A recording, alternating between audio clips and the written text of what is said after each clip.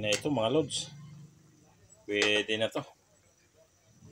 Patayin na natin.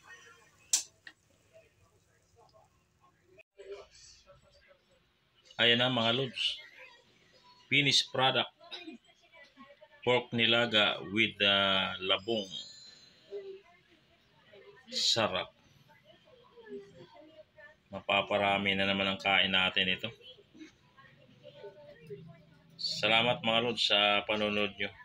God bless. Magandang araw mga lods. Dahil sinisipag ako magluto, ako magluluto ngayon at magluluto tayo ng pork nilaga. Ito lang yung mga sangkap niya. Simple lang. Yan, pichay, pamintang durog at buo, sibuyas, pork cubes, nor. Ayan, saka yung pork natin at hahaluan natin ng labong or yung tubo ng kawayan, saha kung sa Bicol tawagin. Maglalaga tayo. Tutuklasin natin kung anong kalalabasan ito, kung masarap ba o hindi. Pero sigurado ako masarap to. Kasi hindi naman ako nagluto na hindi masarap eh. Ayan mga lods, magpapakulo na tayo ng tubig.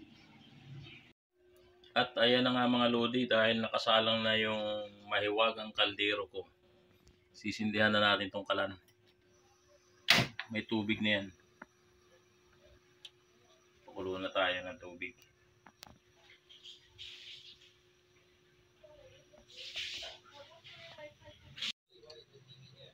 Tingnan natin mga lods, kumukulo na to. Ayan, kulong-kulo na. Ilagay na natin tong sibuyas. Ayan.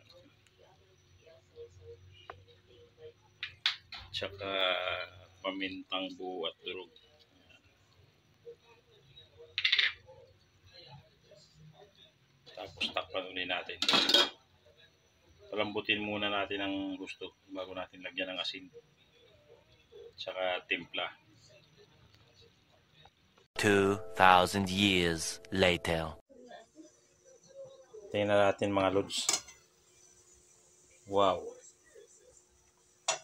Lutong-luto na yung kawayan. Yung kawayan. Yung labong pala.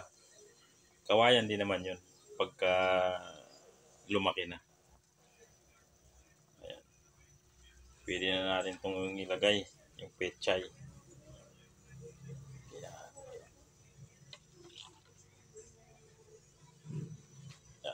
Daming pechay.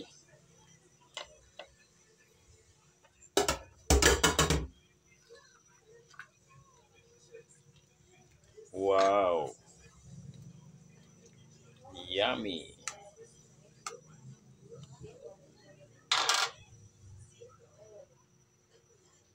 Yung ganyan lod, wag na nating tatakpan yan mga lods. Para hindi maano yung pechay magmukhang lanta.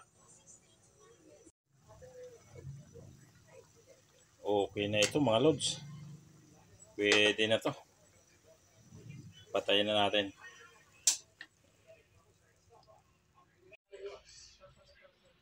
Ayan na mga lods. Finished product. Pork nilaga with labong. Sarap. Mapaparami na naman ang kain natin ito. Salamat mga lods sa panonood nyo. God bless.